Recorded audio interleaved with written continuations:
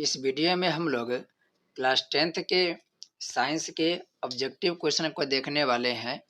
ये जो क्वेश्चन है वह सितंबर 2023 में जो मंथली एग्जाम हुआ है उसी का यह क्वेश्चन है। आप यहाँ पर देख सकते हैं, विषय कोड 112 है।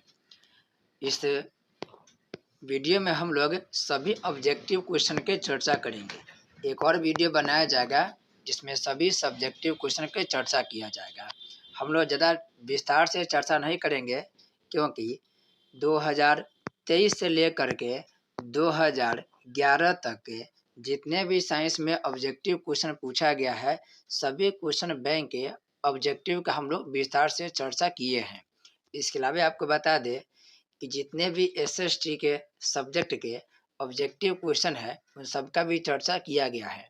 तो हम लोग उसी क्वेश्चन पर थोड़ा चर्चा करेंगे जो एग्जाम के दृष्टिकोण से काफ़ी महत्वपूर्ण है। बाकी आपको डिटेल से देखना हो तो आप इंगटॉक इंग्लिश क्लासेस के प्लेलिस्ट में जा करके साइंस के प्लेलिस्ट जो बना हुआ है वहाँ पर डिटेल से आप सभी क्वेश्चन के आंसर को देख सकते हैं। तो चलिए शुरू करते हैं आज के इस वीडियो को। पहला क्वेश्चन है, सघन माध्यम से विरल माध्यम में जाती हुई किरण अविलंब से हो जाती है। इसका राइट आंसर हो जाएगा ये दूर हो जाती है। जैसे सघन माध्यम से ले जाना है हमको विरल माध्यम में। मान लेते हैं कि ये जो माध्यम है ये सघन माध्यम हो गया और यहाँ पर ये माध्यम हो गया विरल माध्यम। ये विरल माध्यम हो गया। जब हम किसी प्रकाश को यहाँ से गुजारते हैं तो यह हो गया आपतित किरण, यहाँ पर विलंब हो गया। तो ये जो सघन माध्यम से जा रहा है यह विलंब में जैसे विरल माध्यम में जाएगा, इसको आना चाहिए था तो सीधे ऐसे, लेकिन चूंकि माध्यम चेंज है तो माध्यम चेंज होने के बाद यह विलंब से क्या हो जाएगी, दूर चले जाएगी। तो यह अविलंब है और यह विलंब से क्या हो जाती है, दूर चली जाती है। अब ध्यान से समझेंगे, सघन माध्यम से विरल माध्यम में जब प्रकाश जाती है तो दूर चली जाती है, जबकि इसका ठीक विपरीत क्या होगा, विरल माध्यम से जब सघन माध्यम में प्रकाश की किरण जाती है तो वह अविलंब के नजदीक चल जाती है, अविलंब के नजदीक जाती है। आप ऐसे भी समझ सकते हैं कि यह कांच है और ऊपर हवा है, तो जैसे यह प्रकाश आपतित हुई ये रहा अविलंब, तो ये अविलंब है। तो यह क्या हुआ, ये माध्यम जो विरल है और यह सघन है, तो इसको जाना चाहिए था तो ऐसे, लेकिन चूंकि माध्यम चेंज हो रहा है तो ये विरल से सघन में जब आएगी तो अविलंब के क्या होगी, नज़दीक जाएगी। लेकिन अगर यहाँ पर सघन होगा और यह वाला विरल होगा तो अविलंब से क्या हो जाएगी, दूर हो जाएगी। इसे ध्यान रखेंगे। नेक्स्ट है, फोकस से ध्रुव की ओर आने पर अवतल दर्पण में आवर्धन क्या होगा। तो आवर्धन इसका क्या होगा, बढ़ते जाएगा। अवतल दर्पण आप पढ़े होंगे, जैसे ये हो गया अवतल दर्पण। अवतल दर्पण हो गया, यहाँ पर आप पढ़ते हैं कि यहाँ पर पोल हो गया, फिर यहाँ पर एफ है, फिर सी है। जैसे जैसे फोकस से हम ध्रुव की ओर बढ़ते हैं आवर्धन के मान क्या होगा, बढ़ता जाएगा। इसका आंसर हो जाएगा ए, बढ़ेगा। नेक्स्ट है, दाढ़ी बनाने के दर्पण की क्रिया सही होने के लिए उचित शर्त क्या है।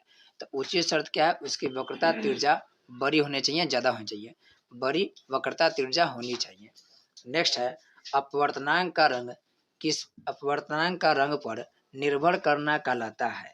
तो यह कहलाता है प्रकीर्णन, प्रकीर्णन कहलाता है। नेक्स्ट है, कांच के अवतल लेंस की वायु में शक्ति होती है। अवतल लेंस की चर्चा तो याद रखेंगे, हमेशा अवतल लेंस ऋणात्मक होता है जबकि उत्तल लेंस के मान हमेशा धनात्मक होता है। नेक्स्ट है, उत्तल दर्पण द्वारा बना प्रतिबिंब होता है। तो याद रखेंगे, उत्तल दर्पण द्वारा हमेशा सीधा प्रतिबिंब बनता है जबकि अवतल दर्पण द्वारा सीधा और उल्टा दोनों बनता है। अब देखते होंगे कि हम लोग गाड़ी के साइड मिरर में उत्तल दर्पण का प्रयोग करते हैं ताकि वस्तु हमेशा सीधा दिखाई सके। नेक्स्ट क्वेश्चन है, किस लेंस के आवर्धन का एसआई मात्रक निम्नलिखित में से कौन है। याद रखेंगे, ये जो आवर्धन है उसका कोई मात्रक नहीं होता है, यानी कि यह मात्रक विहीन होता है। काफ़ी महत्वपूर्ण क्वेश्चन है, बहुत बढ़िया क्वेश्चन पूछा गया है। आवर्धन मात्रक विहीन होता है। नेक्स्ट है, निम्नलिखित में से किस लेंस को अपसारी लेंस कहते हैं। यहाँ पे कन्फ्यूज मत होना है जी, यहाँ पर लिखा अपसारी और एक होता है अभिसारी, एक होता है अपसारी और एक होता है अभिसारी लेंस। दर्पण में भी एक होता है अपसारी दर्पण, एक होता है अभिसारी दर्पण। आप इसको कॉन्सेप्ट समझेंगे तो अच्छा तरीका से आप हमेशा इसका जवाब सही दे के आएंगे। इसका राइट आंसर होगा अवतल लेंस है। हालांकि इस डिटेल से हम लोग चर्चा किए थे क्वेश्चन बैंक में। देखिए, एक होता है उत्तल लेंस। उत्तल लेंस क्या होता है कि प्रकाश जो चारों तरफ से आती है उसको एक बिंदु पर केंद्रित कर देती है, तो यह चारों तरफ से किरण को एक जगह पर इकट्ठा करती है। जबकि इसका ठीक विपरीत होता है अवतल लेंस। अवतल लेंस प्रकाश की किरण को चारों तरफ बिखेर देती है। तो यहाँ पर देखिए लिखा है अप, आप इसको ऐसे याद रख सकते हैं कि जो अप होता है, एक शब्द पढ़ते होंगे स्टैंड अप। तो अप मतलब कि जहाँ पर बैठे हो, जमीन पर बैठे हो, कुर्सी से बैठे हो, तो क्या होता है ऊपर उठ जाता है, यानी कि अपना जगह छोड़ करके वो फैल जाता है। उसी तरीके से अवतल लेंस जब देखेंगे तो अवतल लेंस ही प्रकाश की किरणों को फैला देती है। तो आप ऐसे याद रखेंगे कि जब भी अप शब्द आता है तो अप शब्द से क्या होता है कि हम लोग या कोई भी अपने स्थान को छोड़ करके वो थोड़ा विस्तारित हो जाता है, फैल जाता है। तो अपसारी मतलब प्रकाश की किरण को क्या करना, फैला देना। तो यह होगा अवतल लेंस, और अवतल लेंस को अपसारी बोलते हैं, जबकि अभिसारी के मतलब हो गया उत्तल लेंस। नेक्स्ट है विलासक शीशा होता है। आप इंग्लिश पे ध्यान देंगे, यहाँ पे है मैग्नीफाइंग ग्लास। मैग्नीफाइंग ग्लास को ही हम लोग बोलते हैं विशालक चश्मा, विशालक शीशा। मतलब जैसे आप लोग जो ज्योमेट्री बॉक्स देखते होंगे उसमें एक आपको लेंस मिलता होगा, उस लेंस के सहायता से आप देखते होंगे किसी किसी कागज वगैरह हम लोग आग लगाने का काम करते हैं। तो ये जो लेंस है वो पूछ रहा है कि यह लेंस किस प्रकार के लेंस होता है, तो यह उत्तल लेंस होता है। यह उत्तल लेंस, अगर आप मैग्नीफाइंग ग्लास के टच करके देखेंगे तो आप पाएंगे क्या, इसके जो बाहर वाला जो होगा सतह वो उभरा हुआ होगा, और बीच वाला जो सतह होगा वो सॉरी ये जो सतह होगा यह क्या होगा, धंसा होगा, बीच में क्या होगा, उठा हुआ होगा। नेक्स्ट है कांच के प्रिज्म में किस रंग का विचलन न्यूनतम होता है। यहाँ पर न्यूनतम का रहा है, तो न्यूनतम का है तो लाल रंग होगा, अधिकतम का है तो बैंगनी रंग होगा। लाल के विचलन सबसे कम होता है, जबकि बैंगनी का विचलन सबसे अधिक होता है। यहाँ पर मान लेते हैं कि यह प्रिज्म हो गया, यहाँ से जो प्रकाश गुजरती है तो प्रकाश 7 भागों में बांट जाती है, 7 रंगों में। तो सबसे कम मुड़ता है लाल रंग और सबसे अधिक मुड़ता है बैंगनी रंग। नेक्स्ट है निम्नलिखित में से कौन लवण है। अम्ल, अम्ल, क्षार, लवण, इस सब के पहचानने के नियम आप जा करके प्ले लिस्ट में जा करके देख सकते हैं, डिटेल से बताया गया है। इसका राइट आंसर हो जाएगा NaOH, sodium hydroxide. Chapter number 3 के या चैप्टर नंबर आप देखेंगे जितने भी भारतीय भवन बुक है, भारतीय भवन बुक के फिजिक्स हो या केमिस्ट्री हो या बायोलॉजी है, तीनों के तीनों बुक के जो बुक सॉल्यूशन होता है वो सब करवाया जा चुका है।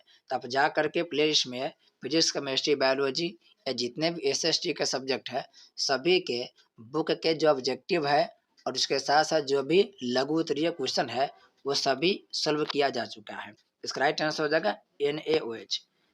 अगला है निम्नलिखित में से कौन विस्थापन अभिक्रिया है। विस्थापन मतलब उसे हटा दिया जाना। इसमें आप देखेंगे ऑप्शन नंबर बी, तो यहाँ पे लिखा FeCuSO4, फिर दिया है FeSO4 प्लस Cu। तो यहाँ पर देखिए ये जो Cu है वह CuSO4 के साथ जुटा हुआ है, जबकि यहाँ पर Cu अलग हो गया है और इसके साथ Fe जुड़ गया हुआ है, और इसको क्या कर दिया, Cu को विस्थापित कर दिया है। तो इसका राइट आंसर हो जाएगा B number FeCu4 FeSO4 plus Cu। यानी कि आप जब पढ़ते होंगे हरा कशिश के बारे में तो उसमें यहाँ पर डिटेल से आप पढ़ते होंगे। इसका FeCu4 ये जो बी वाला ऑप्शन है ये सही हो जाएगा विस्थापन अभिक्रिया। नेक्स्ट है बुझा हुआ चूना का रासायनिक सूत्र है। तो बुझा हुआ चूना के रासायनिक सूत्र हो गया CaOH के होल ट्वाइस, जबकि बिना बुझा हुआ के हो गया CaO। आपको 20 महत्वपूर्ण रासायनिक सूत्र का भी एक वीडियो होगा प्लेलिस्ट में, यानी कि वर्ष 2011 से लेकर 2023 तक जितने भी रासायनिक सूत्र से क्वेश्चन पूछा गया है सभी VVI रासायनिक सूत्र का भी एक वीडियो बना हुआ है, आप वहां से भी देख करके पूरा डिटेल से समझ सकते हैं। नेक्स्ट है 2Zn प्लस O2, फिर दिया 2ZnO, किस प्रकार की अभिक्रिया है। यहाँ पर देखिए O अलग है और यहाँ पर O क्या है, जुट गया हुआ है। O यहाँ पर जुट गया, ऑक्सीजन जुट गया है, यहाँ पे ऑक्सीजन अलग है, लेकिन यहाँ पर जेड के साथ ऑक्सीजन क्या किया हुआ है, जुड़ गया हुआ है। और आपको पता होगा ऑक्सीजन के जुड़ना ऑक्सीडेशन कहलाता है। ऑक्सीजन के जुड़ना क्या कहलाता है, ऑक्सीडेशन। और ऑक्सीडेशन को ही बोलते हैं उपचयन। इसका राइट आंसर हो जाएगा सी, उपचयन। नेक्स्ट है, शरीर में भोजन का पचना किस प्रकार की अभिक्रिया है। शरीर में भोजन की पचना यह भी कहलाएगा आपको उपचयन यानी कि ऑक्सीडेशन अभिक्रिया कहलाएगा। नेक्स्ट है, निम्नलिखित में से कौन सा समीकरण संतुलित नहीं है। संतुलित का मतलब है दोनों तरफ क्या हो, परमाणु की संख्या बराबर हो। यानी ये जो तीर का निशान देख रहे हैं जो अभिक्रिया की दिशा बताता है, उसके इधर तरफ भी परमाणु की संख्या बराबर हो, इसके तरफ बराबर, यानी कि दोनों तरफ जब परमाणु की संख्या बराबर होता है तो उस समीकरण को संतुलित समीकरण कहते हैं। ये जो तीर का निशान है ये अभिक्रिया की दिशा बताता है। तो हम देख लेते हैं, पहला नंबर में कह रहा है यहाँ पर हाइड्रोजन 2 है और फिर ऑक्सीजन भी 2 है, लेकिन दूसरा में देखिए हाइड्रोजन 2 है, ऑक्सीजन एक ही है। तो यही जो है पहला ऑप्शन ये क्या है, संतुलित नहीं है। राइट आंसर ये हो जाएगा। यहाँ पर देखिए, यहाँ पे हाइड्रोजन 2 है, क्लोरीन भी 2 है। तो यहाँ पर देखिए 2Cl 2HCl, यानी कि ये जो 2 है वो हाइड्रोजन के भी है और ये 2 जो है वो Cl क्लोरीन के भी है। तो ये क्या है, संतुलित रहा है। फिर यहाँ पर बात करें ऑप्शन नंबर सी में, तो यहाँ पर देखिए 2Pb है, तो इसमें देख सकते हैं आप, इसमें भी 2Pb है। इसमें देखिए जो N है वो N वो देखिए यहाँ पर 3 दिया है, फिर वह दिया है 2। तो जैसे आप इसको ये 2 जो है ये 2 दोनों के होगा, सबके होगा। N जो है या N इसका भी ये 2 है और इसका भी ये 2 है, यानी कि N 4 हो जाएगा। N क्या होगा, 4 हो जाएगा। तो यहाँ पर देखिए N जो है इसकी संख्या कितना है, 4 है। ऑक्सीजन की बात करें तो ऑक्सीजन यहाँ पर 3 है और यहाँ पर 2 है और फिर ये हो जाएगा। तो 3 दूना देखिए ये 6 हो जाएगा। 6 के साथ साथ यहाँ पर देखिए 2 6 दूना ये 12 हो जाएगा। तो यहाँ देखिए आप लोग ऑक्सीजन यहाँ पर 2 है, यहाँ पर भी 2 है और फिर ये है 4 दूना 8। फिर से इसको देखेंगे, यहाँ पर देखिए जो O है, यहाँ पर ऑक्सीजन यहाँ पर 3 हो गया और फिर इसका जो होल ट्वाइस किया है तो ये 2 6 हो गया। यहाँ पर क्या आपको ऑक्सीजन। फिर यहाँ पर देखेंगे ऑक्सीजन, तो ऑक्सीजन यहाँ पर हो गया 2, यहाँ पर ऑक्सीजन हो गया 2 और फिर यहाँ पर देखेंगे तो ऑक्सीजन हो गया 2, यानी 2 2 4। लेकिन यहाँ पर दिया हुआ 2 और यहाँ पर भी दिया हुआ 2 और यहाँ पर देख सकते हैं ऑक्सीजन ये भी दिया हुआ है 2। तो 2 2 4 2 6 हो गया, 2 2 4 2 6 हो गया। यहाँ पर देखिए 2 ऑक्सीजन है, यहाँ पर देखिए 2 ऑक्सीजन है, यहाँ पर 2 2 4 2 6। यहाँ पर देखेंगे तो ये 3 ऑक्सीजन हो गया और फिर ये 2 लगा हुआ है तो 3 दूना 6 हो गया। तो दोनों तरफ क्या है, संतुलित है। अगला क्वेश्चन कह रहा है कार्बन डाइऑक्साइड जल से विक्रिया करके बनाता है। तो कार्बन डाइऑक्साइड जल के साथ विक्रिया करके कार्बोनिक अम्ल बनाता है, कार्बोनिक अम्ल बनाता है। सल्फ्यूरिक अम्ल की बात करें तो याद रखें क्वेश्चन पूछा गया बहुत बार, H2SO4 H2SO4 ये सल्फ्यूरिक अम्ल के रासायनिक सूत्र है। नेक्स्ट क्वेश्चन है, किसी ताज़ा तेल को बहुत दिनों तक सुरक्षित रखने के लिए निम्न में से किस गैस का उपयोग किया जाता है। यह कहता है नाइट्रोजन गैस के, नाइट्रोजन गैस के। क्वेश्चन पूछेगा आपसे कि जो भी खाद्य पदार्थ होता है उसको थैली में जब बंद करके रखा जाता है तो उसे सुरक्षित रखने के लिए कौन से गैस का प्रयोग करते हैं। उसमें हम लोग नाइट्रोजन गैस का ही प्रयोग करते हैं। नाइट्रोजन के कितना गैस, नाइट्रोजन के हो गया परमाणु संख्या 7। नेक्स्ट है, जिस न्यूनतम ताप पर कोई पदार्थ जलना प्रारंभ करता है उसे क्या कहते हैं। उसे हम लोग कहते हैं ज्वलन तापमान। ज्वलन तापमान कहते हैं, जिस तापमान पे पदार्थ जलना प्रारंभ करता है उसे ज्वलन तापमान कहते हैं। अगला है, निम्नलिखित में से किसका पीएच सबसे अधिक क्षारीय श्रेणी में होगा। तो सबसे अधिक पीत रस का होता है, पीत रस। अब पढ़े होंगे कि अमाशय से जब खाना हमारा आगे की ओर बढ़ता है और आंत की तरफ, तो अमाशय में खाना अम्लीय प्रवृत्ति का होता है। उस अम्लीय प्रवृत्ति को क्षारीय कौन करता है, पीत रस करता है। पीत रस के अगर पीएच मान की बात करा जाए तो लगभग 7.7 होता है। आंसू के होता है लगभग 7.4 होता है। दूध के 6 होता है और पसीना की बात करें तो ये 4 और 5 के बीच होता है। नेक्स्ट है, अंडाणु निषेचित होता है। तो अंडाणु महिलाओं के फैलोपियन ट्यूब में यानी कि फैलोपियन नलिका में निषेचित होता है। नेक्स्ट है, द्विखंडन पाया जाता है। तो द्विखंडन प्लेनेरिया नामक जीव में पाया जाता है। प्लेनेरिया में द्विखंडन होता है। हाइड्रा की बात करें तो हाइड्रा में बहुविखंडन होता है, बहुविखंडन होता है। नेक्स्ट है, निम्नलिखित में से किसे बर्थ हार्मोन कहा जाता है? तो बर्थ हार्मोन की बात करें तो ऑक्सीटोसिन को बर्थ हार्मोन्स कहा जाता है। नेक्स्ट है, कूटपाद पाया जाता है, कूटपाद यह पाया जाता है अमीबा में, और अमीबा कूटपाद के मदद से ही भोजन ग्रहण करता है। क्वेश्चन पूछेगा अमीबा अपना भोजन कैसे ग्रहण करता है? तो कूटपाद की मदद से करता है। नेक्स्ट है, किस पौधे में रंध्र अनुपस्थित होते हैं? यहाँ पर दिया रंध्र अनुपस्थित होते हैं।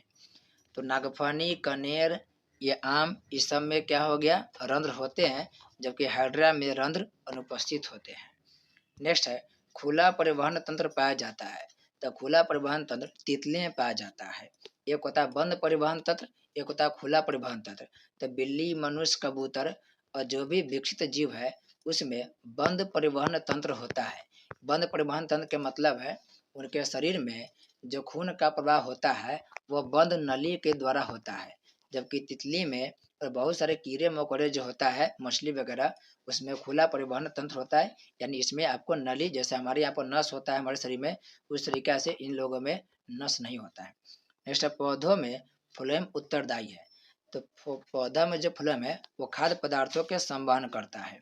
तो पहला आंसर हो गया भोजन संवहन के लिए, जबकि जाइलम है वो जल संवहन के लिए उत्तरदायी होता है। नेक्स्ट है, उभयलिंगी जीव का उदाहरण है। उभयलिंगी जीव की बात करें तो हाइड्रा उभयलिंगी जीव के उदाहरण है। एक वयस्क मनुष्य में कितने दांत होते हैं? तो वयस्क मनुष्य की बात करें तो ये 32 दांत होता है, और शुरुआती समय में दांतों की संख्या कम होता है, 20 होता है, फिर टूट के धीरे धीरे दोबारा जो जमता है वो 32 हो जाता है। नेक्स्ट क्वेश्चन है और अंतिम क्वेश्चन है, शुक्राणु कोशिका होते हैं। तो शुक्राणु के जो कोशिका होते हैं वो अगुणित होते हैं, अगुणित होते हैं।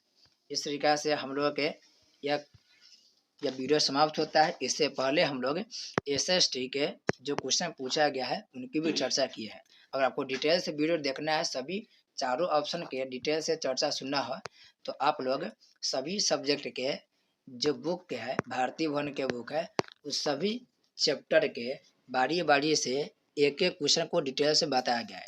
इसके अलावा क्वेश्चन बैंक के भी सभी क्वेश्चन को डिटेल से एक्सप्लेन किया गया है। तो आप वहां पर जा करके सभी वीडियो को देख सकते हैं, डिटेल से एक एक क्वेश्चन को बताया गया है। तो मिलते हैं हम लोग नई वीडियो के साथ, तब तक के लिए आपका बहुत बहुत धन्यवाद।